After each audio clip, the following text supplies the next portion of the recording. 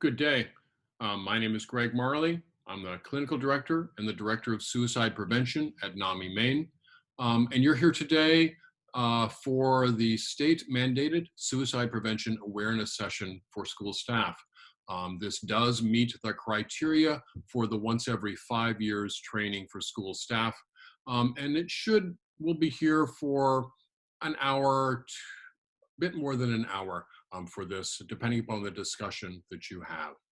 Um, I want to acknowledge that suicide is something is growing very rapidly across the country and in the state of Maine, and we have had far too many suicides of young people, which is why this session can be so important for anyone in a school role.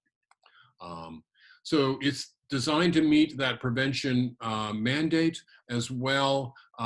It must be accompanied by a facilitated discussion within your school of the resources to use and the protocols to follow, especially around intervening with suicide risk.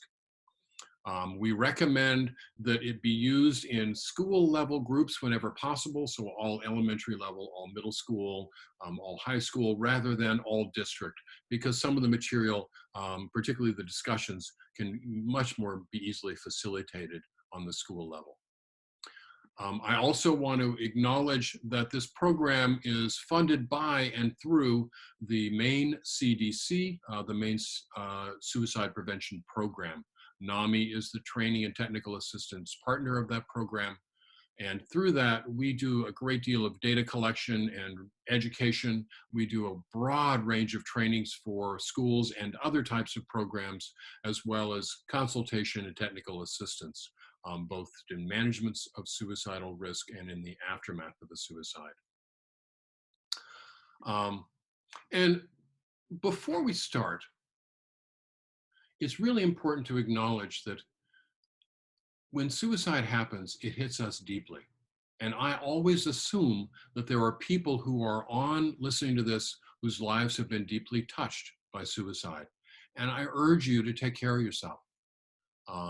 If you feel like this is going to be too much for you, seek to leave and find a different way of getting the information, or check in with someone after this program just to kind of clear the air and make sure you're supported.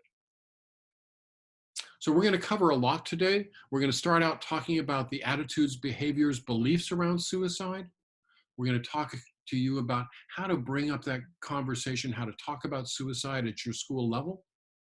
We're going to spend some time on data and statistics around suicide, and a fair amount of time looking at suicide through the lenses of risk factors and warning signs, and also the protective factors that help build resilience around suicide. We're going to teach a basic intervention and how to use it in a school level. And then I'm going to give you guys time to talk about resources and protocols on your school level, and I'll talk about some statewide resources. And we'll finish with presenting around the aftermath of a suicide attempt or in the aftermath of a suicide death. We're going to start out really kind of acknowledging some of the common misbeliefs around suicide. And I'm going to ask these as a series of true or false questions. So, true or false? Asking a student about suicide may plant the idea in their head and increase the risk of suicide. True or false? The answer of that is false. That what we have learned is that for particularly someone who's struggling, if you bring up the idea of suicide, it allows them to acknowledge thoughts that may be in their head and to know that help is available. So it can be a venue of opening up for support rather than planting the idea, because there's no evidence that it increases someone's thinking about suicide at any school level. Once a student becomes suicidal, they will always be suicidal. True or false? By now, most people recognize this one is false. That a suicidal crisis, fortunately, for most people, is short-lived and it's transient, it's treatable, it passes. And even after significant suicide attempts, most people do not go on to die by suicide. They go on to reconnect with life, find help, find hope, and live. So if someone decides they want to take their own life, there's nothing we can do to stop them. Is this true? Is it false? I find that this one in some people's minds is the most difficult. So I'm breaking it into two parts. One from the prevention point of view and the other not. From a prevention point of view, the majority of people who attempt suicide have talked about it to at least one person before they take action. And that reflects that sense of ambivalence. I'm looking for help. And that presents as something we definitely can do to stop them. And what we, on the other side of that is, unfortunately, there's a small percentage of people who do not seem to have talked about what's going on with them to anybody. And they can be quite secretive. And those are the ones that is very difficult for us to be able to intervene to save a life or to stop them. True or false, if a student talks about suicide, well, if they're talking about it, they're not really serious and they won't do it. Scary, scary thinking.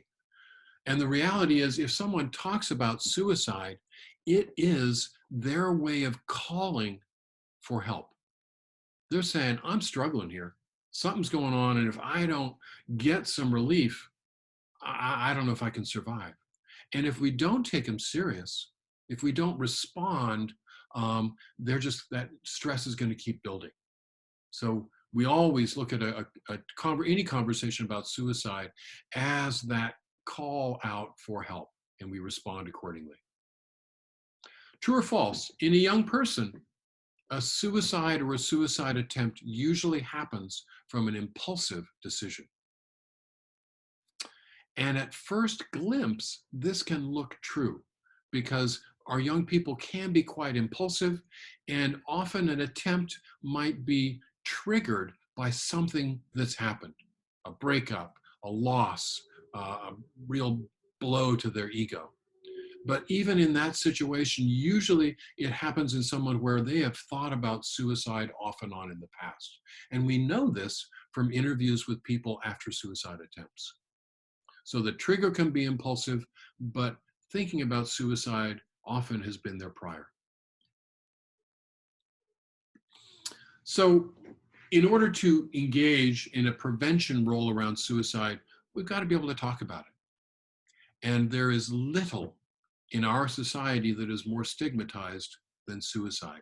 I mean, we talk about everything, but often we don't talk about suicide. I see it in my life.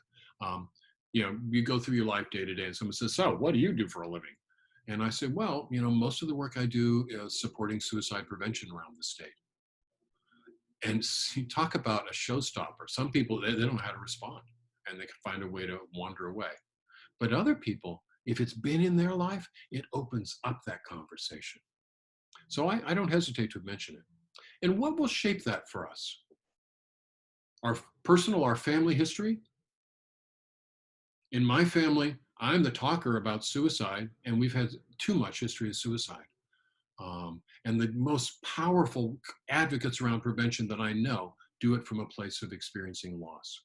But for my mother, she didn't talk about it for 41 years after her father died. That's when I learned it was a suicide. So some people can, because of the embarrassment, the shame, the stigma, can shut down around it. So it can go both ways. I want to acknowledge, how regional values play into this.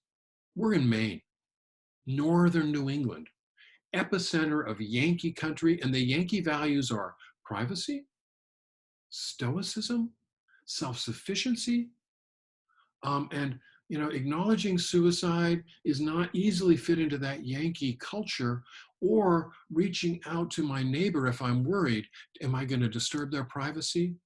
So be aware of that in our areas. Be aware of what's going on in your community that may help it or make it more difficult. If you're in a community that has a really high need to look good, sometimes it's harder to acknowledge these things. School community, broader community. Our religious beliefs and practices can impact that. Most religions go by this tenet that this thing that we live in our body is a temple, that we do not do anything to harm. And so suicide is against most religious tenets. And it was a sin in the Catholic Church as I grew up. And most faiths they've softened some of that strong wording around that. But in some conservative groups, it still can be really hard to get the support you might need for supporting a family member who's struggling or in the aftermath of a suicide. I have a pastor who's told me, Greg, he said, I've had family members come to me and say, Pastor James, will you say a funeral for our loved one who took their own life because our pastor has refused? I think that that's not common, but I still hear it occasionally.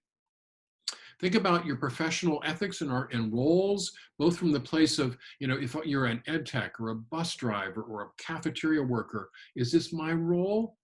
And I suggest suicide prevention is part of all of our roles, no matter where we are. Cultural background can play a strong piece in this. We are the whitest state in the country, and yet we have a lot of growth and new Mainers here from different cultures, different countries, different ethnicities, different religions, and that plays a strong factor in their ability to talk about what's going on, to seek help. And within our Native American community, sometimes that can be strong as well. All of this is about stigma and how stigma gets played out in our lives. And if the stigma can hold us back from talking about it, remember that for someone who's actually thinking about suicide, it can be much more potent because it's them that's the one that's struggling. So really be aware how it affects our ease and the ease of someone who's suicidal. Talking about suicide is almost always the first step in prevention, whether that's talking with our fingers in a texting situation, talking on the phone, or talking with someone face to face. How do we acknowledge it? How do we talk about it? And it would be most direct, I suppose, if you use the word suicide. Someone died by suicide, they died of suicide. It was a suicide. And if they made an attempt on their life, you call it a suicide attempt. Please, two things not to do. Don't call it a successful suicide if they die. And if they live, don't call it a failed suicide or a failed attempt. It's the wrong use of those terms. And if you're in the elementary school level, think about, or even high school, middle school, think about the language that fits best for your students. Even a fifth grader or fourth grader often knows the term killed self, took his own life, they ended their own life. An adolescent might try and shock you and say, well, I think he offed himself. And so you move forward and engage in the conversation. You don't repeat that language there, but use your own language. And for really young kids, I don't talk about suicide with a 6-year-old or a 7-year-old, but I might ask them, I said, wow, have you ever wished you could go to sleep and never wake up? Which is kind of the same thing. And you use their response to build the conversation. The most important thing, find language that fits in your mouth and for the people that you're likely to be talking to, and practice it. So we're going to spend some time talking about statistics. 2018 is the most recent year we have compiled statistics around the country. In that year, more than 48,000 confirmed suicides. And we know that's conservative because we're careful. If there's a doubt, we'll call a death accidental. That's a suicide death about every 11 minutes. Nationally, 2.5 times more suicides than homicides. And in the state of Maine, that number is right now, over the 3 most recent years, more than 13 times more suicides than homicides. It's the 10th leading cause of death nationally and the 9th leading cause of death in the state of Maine. And everywhere, it's now the 2nd leading cause of death for our young people, up to age 35. It hits the genders differently. Males account for almost 4 out of 5 suicide deaths. And that's gone down a little bit because the rates of suicide among females have been increasing faster than among males. And yet women attempt suicide more frequently than men. In some ages, significantly more frequently. But men, when they do attempt, they often don't easily reach out for help, and they may choose more lethal means, so they die at a higher rate. Veterans have a relatively high suicide rate and account for 14% of our suicides annually. In the state of Maine, it's a little higher than that, and yet, because we have a very high, strong veteran population, about 155,000 veterans. And since 2009, we've had more suicides than motor vehicle deaths. So this busy graph, I want you to pay attention to the beginning numbers and the end numbers. But even then, the numbers are less important than the trends. These are rates of suicide in the United States is a green line. The Northeast, including Maine, is the red line, and in Maine.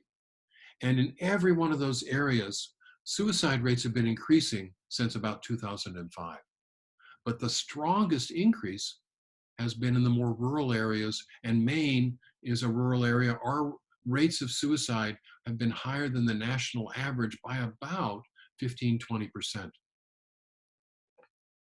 And for Maine, there's a couple things that drive that. Isolation. We are one of the most rural states in the country, so people have trouble finding help and engaging in that, connecting with other people when they're struggling. We have high rates of substance use. We have high rates of depression, and that can add to it. Our age, the fact we're the oldest and the whitest state, adds to it, because particularly older males have higher rates of suicide, and Caucasians have higher rates of suicide than anyone other than Native Americans in certain times of their lifespan. And the last thing, as a rural state, ease of firearm access, ease of lethal means access is higher in Maine than the rest of the Northeast. And gotta be straight, New Hampshire and Vermont are very close to Maine in their rates of suicide. In Maine specifically, about 250 suicides on average over the past 3 years per year. And it's, as I said, the 9th leading cause of death. We've had more suicides than homicides, significantly, and more than motor vehicle accidents. And every day in the state of Maine, not every day, every 1.5 days, we lose someone to suicide. Every other week, we lose a young person. Firearms remain the most prevalent method of suicide in the state of Maine, and that's true across the lifespan, and now it's true for our young people as well. So I want to talk about this kind of busy graph a little bit. This shows the rates of suicide based on population for males and females in age groups, from age, under age 14 all the way to over age 85. And you'll see at every age place, the rates between men and women, males have a significantly higher rates, and the difference is strongest in the elders, and it's the smallest among pre-adolescents. And this group right here, between the youngest, 5 to 14, and the 15 to 24, that's where the largest increase in suicide death rates have occurred over the past decade.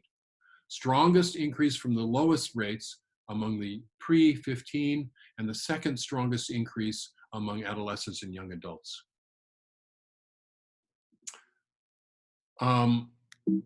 We could go into a lot more detail on this one, but we won't. I want to acknowledge that we often do not know someone is struggling around suicidality unless we're very close to them, until there is an attempt made. And we may not know that in school until an attempt is made.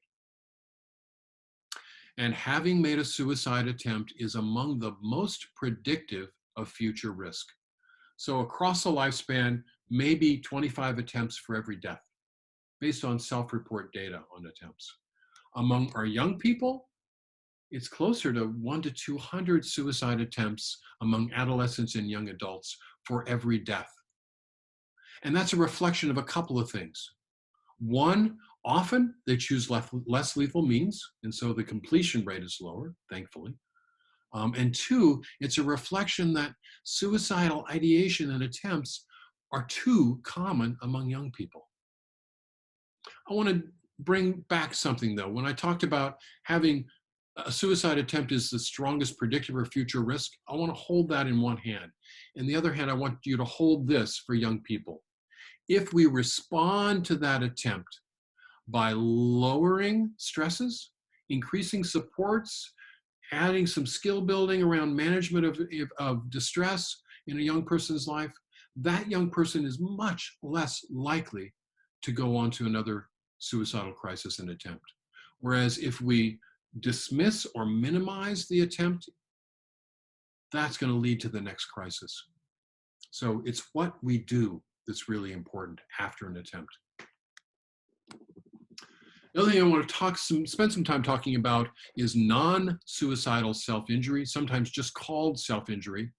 And that's where it's distinct from suicidality, because when the action is taken, it's without the intent to die. Usually it involves cutting as the most frequent, secondarily burning, for males, punching something or banging themselves against something. And it's mostly done as a way of managing internal distress. And if you're just wound tight and you do something that triggers physical pain, the pain hijacks the part of the brain that deals with emotional distress, and it takes it over with physical pain, and you actually calm down. People will describe it as a release of tension, a release of that distress. And our young people find out about it from their peers and on the social media. Social media is a major contagion effort. And if it works for them to calm themselves down, they'll continue to try it. And for some, it can get embedded as a pattern for dealing with distress. And they'll keep doing it because it works, but never, ever should it be considered a healthy coping mechanism. Average age when our kids try this is around age 12 now. So it's common, reported in 5th and 6th grade. It's frequent in middle school and in high school. So it's a management of distress and anxiety. It's that physical pain versus emotional pain. Self-punishment can be a part of it. And some people do it to affect change in others. Our youngest kids may at least experiment with it to belong to a larger group of self-injurers. But it's always, always a cry for help. You know, that presence of cutting or burning, it's that embodiment of the distress that they're feeling inside. And it's an invitation for us to say, okay, how can I get you help around this? I want to acknowledge that, you know, if 25% of our girls in middle school and high school level acknowledge at least one episode of self-injurious behavior, 12 to 13% of our boys, it's much, much higher in those who self-identify as gay or lesbian or bisexual, and even higher in those who self-identify as transgender or as not sure of their gender identity. So pay attention to self-injury even more so in these subpopulation groups. So among young people, self-injury, actually even in adults, we're seeing that recent self-injurious behavior can be the most predictive of future risk for suicidality. We need to pay attention to it. We need to respond to it. At the high school level, based on MIHAS data from a few years ago, more than 75%, 3 out of 4 of the young people who self-reported a suicide attempt over the past year also acknowledge non-suicidal self-injury. So they can frequently go together. It requires identification, intervention, and treatment. And the school is a place where we get to know our students, we recognize changes, we see things as a nurse, as physical education, in class. So how do you connect to somebody for help? And who in your school do you connect them to get that a little bit further assessment and to connect them with help? It requires intervention. We're going to move into warning signs, risk factors, protective factors. And I want to acknowledge this is a public health approach, population level. And when we talk about these things, all public health education efforts include these ingredients. We talk about risk factors, who's most likely at higher risk statistically, And it's based on stressful events, situations, history that increase that risk around suicide. We put more weight on warning signs, and they are more predictive, and they are the earliest observable changes in behavior, the signs that can indicate increased risk in suicide for somebody. And we always want to factor in the presence of protective factors that build resilience, personal resources, supports that can reduce the risk for suicide. When we talk about risk factors, I want to acknowledge that we all have risk factors in our lives. They come some from our family, some from our personal behavioral, and some from our environment. And some of the common family risk factors include a family history of suicide or mental health concerns, particularly untreated, and substance use, particularly untreated. It can include unrealistic parental expectations placed on a student, and always it includes any form of abuse, neglect, physical, emotional, sexual, that can be present. Gender and race come in there. I want to talk a little bit on the personal behavior, because there it can also include my own or the individual's own mental health concerns or substance use, their own losses, their own poor coping skills, and their own history of suicidality. And the mirror of that unrealistic parental expectations in the individual is extreme perfectionism. We live in a time when more and more of our students struggle with that sense of perfectionism. And that rigidity can increase risk, particularly if something goes wrong. On the social emotional, that's where we put abusive parenting, chronic losses, severe stress and harassment. That's also where we place sexual orientation and gender identity. If I'm that gay boy, it's not that I'm gay that increases my risk. It's how it fits in my family and the society and my school. How do I fit in because of that? This last column we haven't dealt with on the right-hand side. These are the precipitants, these are the triggers. And we often point to this if someone makes an attempt or they die. And usually it's a little too simple. But a major family conflict, losses in a family, or anniversaries, a rejection, relationship breakup, bullying, harassment, and those can be the precipitant that pushes someone over the edge. They are not usually direct and only the cause. And I gotta acknowledge that today, bullying and harassment are much more severe than when I was an adolescent. Then I could leave the situation and it was gone. Now, with social media as a tool, it's 24 hours a day, 7 days a week, and the anonymity of social media can embolden some people to do that that would never do it to your face. So I want to talk about some higher risk groups, but first I want to talk about the risk that's presented in terms of social media. And, what, 95% of our students are engaged in social media on a daily basis. Now that we're doing Zoom classes, even more, we hope. And there's some positive aspects to social media, and there's some negativity. Let's talk about both a little bit. So the tool during this pandemic shutdown to reach out to connect with people virtually is wonderful. It's not perfect, it's not face-to-face, but it helps us. It helps for anybody who's marginalized, whether it's due to their sexual orientation, gender identity, and isolated within a geographic place. We can connect with people across the state or across the country and get the support and help we need.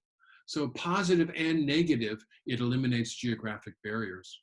It also can allow people to connect with information and supports around partnering and prevention.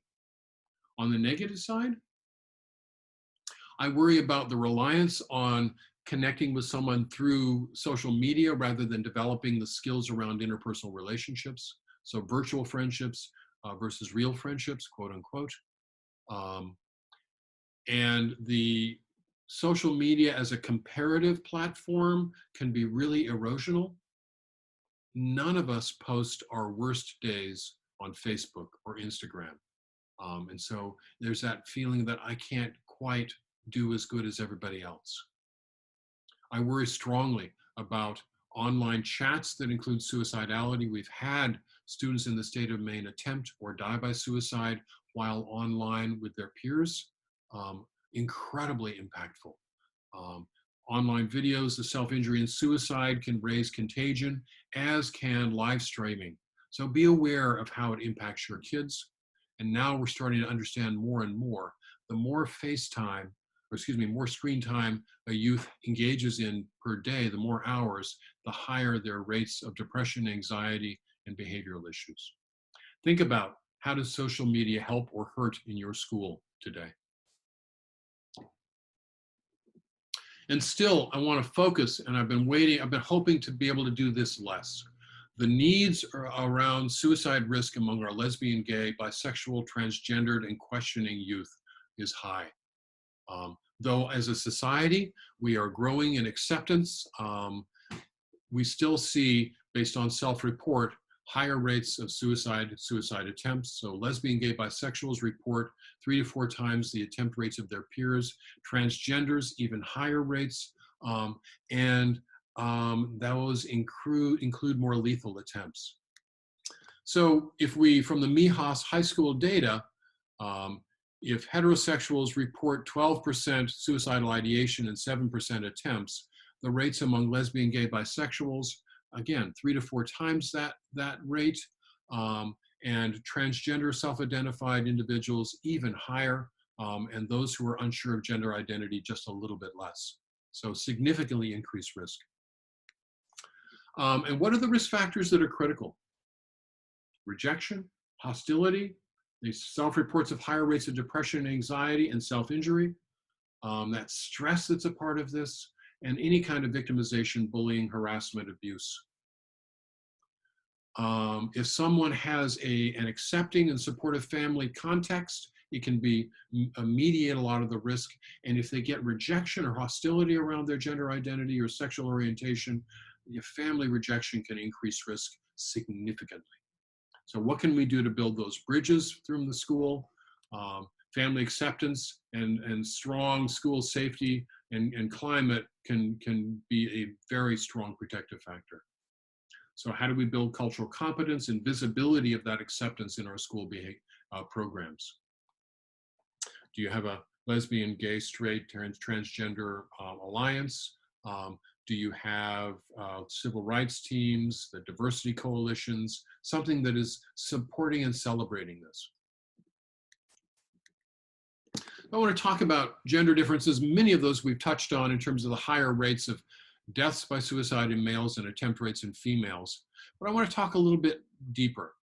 In your school, based on kind of gender generalities, what does it look like if a girl goes into crisis? And what I often hear is it's more visible. They may be more crying and more openly emoting. They're often surrounded by friends, more than one often. They're talking. They're talking about what's going on. They're using their language to talk about it. And a boy, when they're in crisis, again, a generality, they often isolate more, withdraw. They let the stresses build until it reaches a place where they explode. And that explosion might be punching somebody out or shoving somebody into a locker or running out of a room.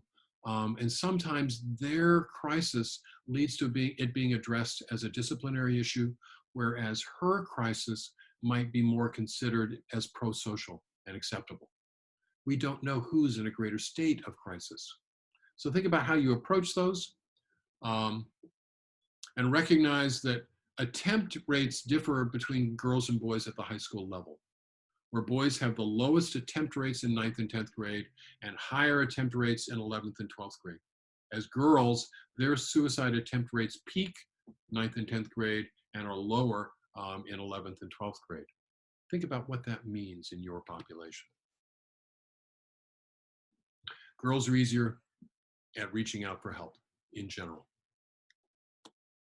I want to acknowledge that Certain parts of the state of Maine have a significant Native American population, and I want to recognize the higher risk around suicide in Native American communities as a whole, among the highest of all US ethnic groups, particularly for adolescents and young adults. Suicide rates drop below Caucasian rates in the 40s for Native Americans. Males, particularly in their mid-20s, have the highest rates of anybody across the spectrum. And it remains a leading cause of death up to age 35 in Native American youth. And there's a variation by community to community, depending on the cohesion and the support within that community, depending upon the financial horizons and opportunities for people that can strongly vary. So I want to slow down as we get to protective factors. Remember, protective factors are those supports, the resources, the personal attributes in somebody's life that build resilience around suicide risk. And I think that in a school, you as staff do so much to build protective factors. Because remember, protective factors can and are built over time. Not immediately, but over time. So let's think about what you do. You offer skill building opportunities, whether that's learning and knowledge building, skills to communicate, skills about critical thinking and problem solving, and also managing anger, managing difficult emotions, learning distress tolerance and delayed gratification. At the elementary school level, for some kids, you're teaching them how to line up, how to sit down, how to, care for each other, all those basic social emotional learning. School offers an opportunity for people to have a focus on a renewed purpose in life, whether that be work and education focus or more broad in other things. For young people, I want to acknowledge pets as a huge protective factor. It's also true for our older adults, something that they care for, that gives them back, that requires responsibilities. You support, people's characteristics around health, positive outlook, healthy choices, very protective in an individual. Their spirituality and religious belief can be strongly protective, especially if they are part of a faith community that they are congruent with and who engages in that support together. And supports. The presence of a connected, caring adult in a young person's life is the most potent protective factor. And if our young people don't get that at home and from their family, if that's a place of chaos or abuse, they will find it in school and they will rely on it. And those are the kids that don't look forward to summer vacations or holidays because school is so important as a place of connection for them. And obviously you support a safe environment, emotionally safe, physically safe, and building that positive school climate. So think about what you do both individually and as a school to build protective factors. One, just very simple but very elegant way. A couple of teachers I taught some years ago, middle school, two guys, they didn't want to be in that gatekeeper training. I could clearly see that. And I sat with them over lunch and I learned that these relatively new teachers, every day, initially they were on their own and later they recognized both were doing it, they did it together. Every day they were out in front of the school. And they were greeting each kid as they arrived at the school, either coming off the bus, dropped off by parents, walking up the driveway. They'd call them by name. They would acknowledge something about them. So those kids realized that they showed up. Enormously protective, they belonged. All right, final piece of this is the warning signs. Remember, these are the changes in behavior or characteristics that are observable that point toward someone in crisis or a developing crisis. Some of them are directly point towards suicide, and we'll start with those, that highest tier group. And that might be someone who's talking about suicide or writing about suicide. They may be threatening. Somebody who has thought out how they would do it, they may be looking for the means. And usually in a young person, this is someone who's showing signs of distress, agitation, anxiety, or clear depressive features. When this is going on, this constellation of symptoms, you want to make sure you get the basic information and make sure that it gets assessed by someone in a clinical role. You get the facts and you take action. And if someone refuses to see the school counselor, this is where you're going to call a school resource officer. And if they bolt, you're going to call 911 because this is an emergency. Most other warning signs are not at that level. So let's talk of this from several levels. Across a lifespan, this mnemonic, is the path warm, is being used. And other than the presence of suicidal ideation on the top there, then none of them point directly towards suicide. And if ideation is there, threatened, communicated through writing or words, you want to make sure that the person gets an assessment. But the other one, they're going to call attention that something's wrong, particularly if you know this person already, and this is a change. So substance use, which is somewhat of a crisis in anybody when they're really young, but this is not just that experiment with alcohol, experiment with pot. It's someone who's using substance use to escape their feelings, taking, drinking, smoking, whatever they can. So that it increased. Communication of a sense of purposelessness. Statements like, it doesn't matter. You'd be better off without me. My folks would be better off if I was dead. I can't take this anymore. Those kinds of statements. Agitation, anxiety, that drives impulsivity. You're going to pay attention to that behaviorally.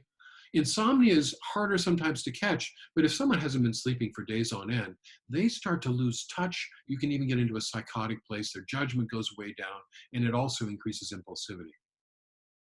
Heightened feeling of being trapped, and there's lots of ways people can feel trapped, that there's no way out of this hard, impossible situation. Hopelessness, that hallmark of depression, isolation, withdrawal, anger, explosivity, we talked about that a little bit. But also, let's slow down around recklessness. Kids can be reckless. Some are reckless from the birth, that it seems like, but look at it. If the behavior kind of says, wow, this person doesn't seem to care what happens, that's the trigger where recklessness can be a warning sign for suicide. And obviously, you're going to tend to major changes in mood. At the adolescent level, most of these are the same. Look for those changes in behavior. Look, and they also add increased changes in sleep. I want to add in changes in appetite and orientation to food. I also want to bring in, which is not on this list, for both elementary level and through middle and high school, changes in hygiene. The kid who's not changing clothes, not paying attention to how their hair looks, not bathing potentially. That can be signs of deep depression. It can be signs that someone doesn't have adequate resources at home. But either way, it's something you want to check out. And for the littles, what are the risk factors and warning signs? And I want you to factor in that suicide risk can happen in the elementary level, and it does happen. As I said, we have people as young as age 8 who have died by suicide in the state of Maine. And younger than that, I have assessed as in suicidal crises in my clinical days. So risk factors, often these are kids who have more than one behavioral health situation, diagnosed or undiagnosed, that's going on. And the ones that may be diagnosed would be ADHD, oppositional defiant, anxiety disorder, depression. They frequently come to school having faced early trauma, stressful events, those ACE scores. They may have that chaotic home placement, frequent changes in moves. They also may be prone to bullying and harassment at school because of those vulnerabilities. So the warning signs, look for changes in behavior, avoidance of school, school refusal, the risky behavior that I mentioned before, younger kids more easily talk about their intent to die. And when you sit down and ask them what's going on, they're often more easy to share that information. They don't have that adolescent guardedness developed. And they may engage in self-harm, which can look like accidents, but you have to check it out. So young people, well, any age, kids can either externalize that level of distress, and we know the externalizers. They're the ones that are acting out in your classes. Um, and they may internalize it as well and become more withdrawn, more timid. Those are the kids who may easily be diagnosed with something like anxiety or depression. So either way, the risk can be there. So if a child mentions suicide in any way, if they mention not wanting to be here, if they mention wishing that they were never born, take it seriously. Check it out. There's a couple of tools we often use with younger children, well, any age, and that's where we will reassure them and then redirect the behavior. And those are good tools, but you want to make sure that you don't reassure and redirect before you understand whether risk is there. So again, based on stigma around suicide, sometimes when someone comes forward and talks about it, it's great if they can be direct and clear about, I'm going to kill myself. I wish I was dead. But it may often be more guarded language, that life is too hard.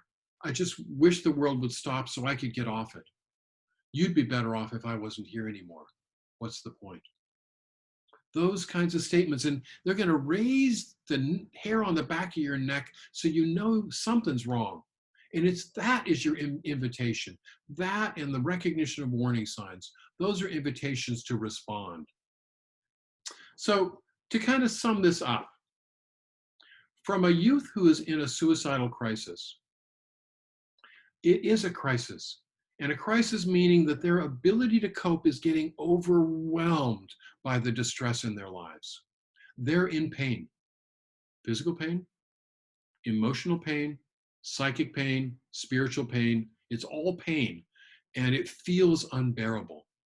And from that place of crisis and unbearable pain, they start to think, I have to escape this pain, and the only way I can think to do it is through ending my life, because that will end the pain. It's because they actually, their ability to problem solve can get broken down. So that's the crisis. And if they're not very verbal, they may act on that distress more than talk about it. Fortunately, most of the time, they're also ambivalent. They're looking for a way to stay alive. They're looking to get help. And that's when they're going to communicate. And they're going to communicate in the way they know how, which may not be really clear, may not be pro-social. They may, that melt down to a puddle of tears or break down in anger may be their way of communicating. And I want to suggest, who are they going to communicate to in your school? Because it's their choice who they tell this to. They're going to communicate to whomever they feel most comfortable with, a connection with, and someone who's available. And it might be a teacher or an ed tech who spends a lot of time with them. But, keep in mind, it might be the lunchroom person, the food people. That's where I went in 6th grade when my family was rocking and rolling. It might be the bus driver that picks them up early in the morning or drops them off at the end of the day and seems really nice. It can often be a coach in a team, those close relationships and stresses that happen there. So almost anybody might be that indicated person. And be ready for the invitation, and that's why we want to have everybody trained. Because those invitations can look like thoughts that get put into words, changes in appearance or behavior. It can look like actions that people do. Those are all can be looked like at invitations to connect with somebody. But I want to talk, before we get to what that connection is, why might a student hesitate? What would hold them back from connecting around this issue and acknowledging that they need help because they're thinking about death? Often they're afraid. They're fearful of the response. They're fearful of what might happen if I open up this issue. Some of them are afraid to admit that they need help, particularly if they're one of those perfectionistic people where everything is tightly held together. And don't minimize that they may be reluctant or afraid to upset, anger, or to disappoint somebody that's important in their life. And you, as someone that's connected with them at school, they may be afraid to disappoint you. Recognize, particularly if they're depressed, anxious, they may struggle with how that they articulate and can talk about their feelings and needs. And they don't know what to expect. They may not know what help looks like. They may not know that help is available. And all of this is overlaid by the stigma and the shame, the embarrassment around suicide. Sometimes young people prefer to talk to their friends first. And that's why we need young people to be aware of the issue and to get the education so that they know how to get a help for a friend of theirs and for themselves. And they may confide in peers to the extent that we haven't built good bridges of connection with students. So that's them. How about us? Why might we hesitate? What might get in our way of being that helpful resource? Part of it is we may not understand, we may deny, we may minimize what's going on. I think the biggest factor here is for you, do you feel insecure? What if I say the wrong thing? What if I don't know what the right thing is? Those feelings of inadequacy, this is not my job, really. But it is part of your role. One of the early awareness sessions like this I did was to a group up in Belfast. Schools, a couple middle schools that were joining together when they built the new school there. And there was a group of guys standing in the back of this room during this awareness session. Kind of their body language says, well, you can make me come here, but you can't help me make me like it. And I asked the question, I said, if you're concerned about somebody else in your school, one of your students, where would you go? What would you do? And this guy, I think he was one of the mechanical arts teachers at that point. And he said, I tell you, a student comes to me and they say anything about suicide, even mention it, they're going to the guidance counselor. And I said, perfect. That is perfect. That is all we could ask of you. Because every school's got those teachers that are a little bit crusty, a little gruff, and some of your students are going to love them. Just because of that, and being able to see through that gruff exterior to the heart of gold that's often there. And that's who they may go to first. So avoid the bystander effect. Don't rely on somebody else to pick this up. Because if they come to you, you're it. Tag. And your job is to connect them with the help. And let's talk about what that help is. Because in this case, an intervention on this basic school staff level is to recognize and respond to connect them with the next level of help, often in your school. Well, we'll talk about those resources in a minute. So what's the intervention we've been teaching for 20 years here? Non-clinical, 3 simple steps. 1, you start a conversation. You show that you recognize, you see this person, you care. You say, what's going on? Wow, the changes that I've seen with you over the past week, I'm worried about you. And it might be your personality to be a little bit more direct and say, wow, you look like something the cat drug in. What's going on? But if that's your personality, they'll expect that from you. But you're opening up the story and you're going to listen. And if in that story it enters your mind that this person might possibly be thinking about suicide or some other risky behavior, you ask about that. Because if it enters your mind, it's probably been in their mind for a while. You won't shock them. Very, very rarely, maybe 10 times in the 1,000 more times that I've asked, have someone seemed shocked. So you ask directly, clearly, is non-confrontational. So, wow, some of the students I've talked to that have been in your kind of position and have talked about feeling like this, some of them have thought about suicide. They've thought about ending their life. Have you thought about that? You can go be more direct. So have you thought about ending your life? How often do you think about suicide? And for some people, that suicide question is the hardest. So I'm going to ask you to practice that. But you might start out with, many people say, well, can I ask, have you thinking about hurting yourself? And that for me, that's the suicide light question. But it opens the conversation. But be willing to go the rest of the way. Are you thinking about hurting yourself? Or have you been thinking about dying or ending your life? So you make it clear. I have a friend who was for several years in a very dark suicidal place. And she said, if someone was to ask me then if I was thinking about hurting myself, I'd have said no, because I really was focused on ending the pain I had, not hurting myself. So you ask the question, and if the answer comes back to you, yes, sometimes, maybe, or anything in that realm, that's your trigger to connect the person with help. And recognizing they may not know what help looks like in your setting, you're going to talk them through it. You're going to stay with them. You're going to do that warm handoff. And the warmth comes from your care and concern, and the handoff is to the next appropriate level of care. So you're going to say, boy, here, who's really the person that we need to bring involved in this, because this is bigger than I am. I want to get our social worker in. I want to get our guidance counselor in, whoever that next person is. Have you spoken with them? They are so nice.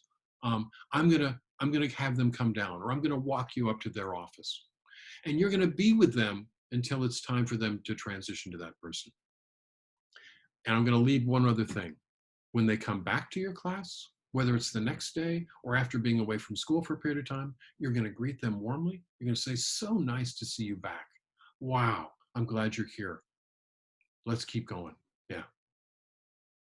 So this is where I'm going to take a break and allow this to be paused so that your school resources can talk about how you engage with them on your school level. And this is what I suggest that they talk about.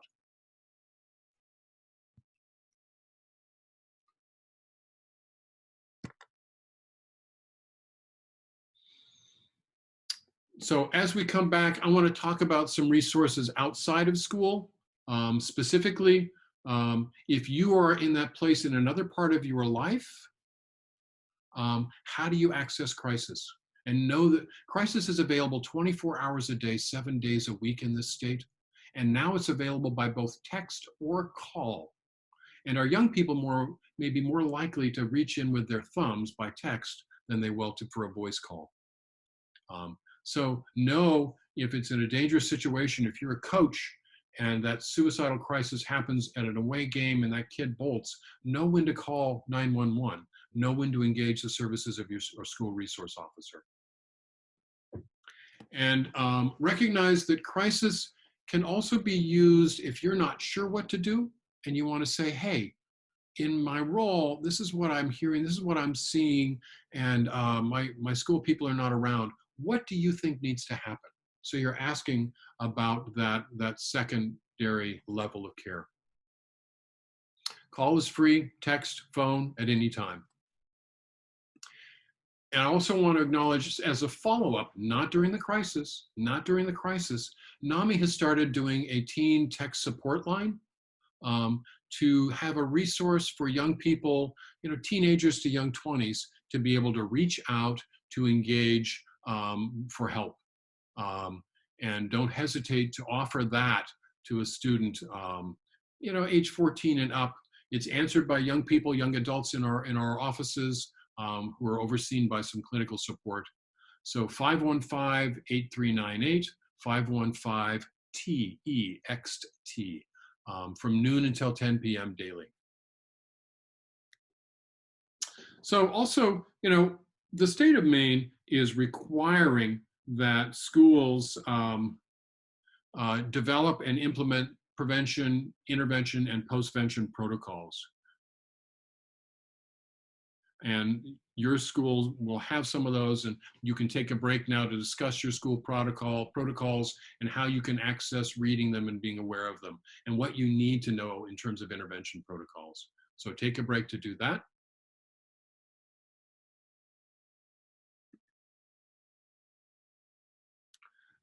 And finally, I want to finish today. We want to talk about how do you respond both in the aftermath of a suicide attempt and in the aftermath of a loss by suicide. As I acknowledged, on the high school level, we have about 8.9% in the most recent year of our students say that they have attempted suicide in the past year. Those suicidal crises happen. They may not happen at school. They often happen at home or on a weekend or a break. But after an attempt, most of the time that student's going to be returning to your community, sometimes right away. And the focus on those who are connected is going to be a focus on safety and a focus on reducing the drivers of suicide, of the risk. You're going to work on a plan at school and at home for managing. We've been teaching schools on how to do collaborative safety planning, which we won't get into today. But if that kid comes back to your school and back into your class, how do you manage that? One is you need to decide what you need to know as a staff person. They may not be able to tell you what's going on, but they're going to need to acknowledge what's happening and acknowledge that this has occurred. So you may find out, if I'm returning as that student, you may say, well, Greg's been struggling and he's coming back to your class today. They may be a little fragile. And that may be the school counselor who's saying, I'll be the key person to connect with. Because they'll be coordinating with the family. They'll be the key person. They'll be letting you know what you can know around privacy issues. What your role is to connect with the student, to welcome them back, and then to make sure you're encouraging follow-up and support. You're offering hope that things get better. And you may also need to attend to students who may otherwise be impacted by this attempt. And after a suicide loss, it's a much more significant issue that you want to deal with. So when a suicide loss happens, and I need to say, on a high school level around the state of Maine, it may happen once a decade. Frequently in larger schools and in some areas, less frequently in others. So no one is ready when they happen. So it happens suddenly, it's unexpected, it's a premature death, and it's self-inflicted. So all of the response comes from those things and the stigma around it.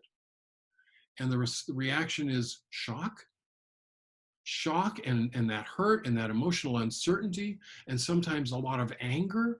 And that anger, it's like free-floating anxiety, anger that's looking for a place to focus. It can get focused at the school. It can get focused at a group of peers if they were perceived to be bullying. It can get focused at somebody if there's been a relationship breakup. Pay attention to where it gets focused. Underneath that are all the questions, of trying to understand, the why did this happen? And what could I have done? Is there anything I could have done to stop it? And that can be, for some people, it's a torment of questions. And all of that is part of the grief. The grief that's there, the grief and the loss. And almost always after a suicide, there's a level of guilt. And guilt that over time can morph into regret. So everybody's affected, particularly if the person was well integrated across your school, well known. But even for someone who is isolated and not well integrated, it affects many people. Often, anybody who knows about it feels like the community is less safe. And for those closer in, teammates, drama club or chorus or band group, any kind of group activities, all those people are more deeply impacted. If it's somebody in the LGBTQ community, that whole community is deeply impacted. Close friends, more so. Family and loved ones, even more. So it's like this ecological. The closer you are in emotionally to the loss, the more deeply you're hit. For some of your students, that can be intense, impactful, and last a long time, particularly if they may hold themselves in some way responsible or had a significant relationship with the person who died. And you want to always triage your response based on that closeness and the degree of impact. And when you're triaging, don't forget to address the needs of your staff who feel these things very, very deeply, because we do our work based on connections and regard. love. So survivors of suicide loss, they struggle. They struggle to understand what happened, to make meaning, to put it in a perspective that they can manage. The feelings are overwhelming, complicated, ins and outs, and can take a long time to work through. So grief, we're in a society where everyone wants to do it quickly. And someone may expect the grief to be over and done in a month or 2 months. And after a suicide, if you're in that close-in circle, a year is not enough time. And if you're a family member, especially a parent, the grief never goes away. It's always there. And how you get through it is through understanding, support, or particularly in the early times. If it's a young person who's one of those lost survivors, it can really shake them and undermine that sense of safety and that sense of adolescent invincibility. If this could happen to them, what about me? Am I at risk? What about my other friends? Be very vigilant about any thread of young people taking responsibility. And they have an enormous capacity to take responsibility for things that are entirely outside their control. Listen for that. So we may not have it happen at school often, but you will know someone who has a suicide loss in your life. And what should you do? When you meet them, in the grocery store, on the street, at work, acknowledge the loss. If you don't know what to say, simply say, I am so sorry. I'm so sorry for your loss. Because loss survivors will say, people avoid me. And they avoid you because they may not know what to say, or they're afraid to make you cry. And yeah, that person who's grieving may cry. And that's part of the process. Be ready for that. If you know the person who died, use their name. Parents especially will say, it's as if he never existed. No one mentions him anymore. So use their name. If you knew them, tell a story about their life, a memory that keeps them alive in the heart of the grieving person. And none of us can fix grief. Time and working through it is what helps to heal it. But we can share our presence. We can allow someone a time to tell their stories, to feel that grief, particularly if you have that kind of relationship with them. So acknowledge the good things about the person's life so that they are more than just the means of their death, and stay in touch over time. Text, email during this period of time, postcards, phone conversations, lunch, walks. Particularly pay attention around holidays, anniversaries, birthdays, and recommend and support them into grief counseling or grief support groups if that's what's needed. Stay in touch. We have a wonderful little booklet for people who have suffered a loss close into them. We can get as many copies of those if you need through NAMI or through the Maine Suicide Prevention Program. You may have somewhere in your school already. So finally, I want to make sure that if you're supporting someone around suicide, you acknowledge the intensity of your feelings. Because this is hard work. Seek the support, debrief with colleagues, seek the collegial sharing between colleagues, share your feelings with your family and friends if you need to. And where it says avoid over-involvement, this is exactly what I mean. Don't be the only person that has the story about someone at risk. Make sure there's other people holding the corners of that safety net so that it's a team effort. You're going to be safer, and the person struggling will be safer. And if someone dies, if someone makes a suicide attempt, know that you cannot be responsible for another person's choices. You may take some work to get there, but do the work to get there. And recognize that we will be an ongoing resource for you through the NAMI Maine Suicide Prevention Program and through the state. Don't hesitate to reach out for consultation, for help with protocols, and for the range of trainings that we offer to school staff. And I'm going to end here, and I'm hoping you'll continue on with your in-room facilitator in terms of holding discussion around your your school, and practice about what you would say. How would you ask the question? Those hard things, because there's tons of nuances that discussion really helps.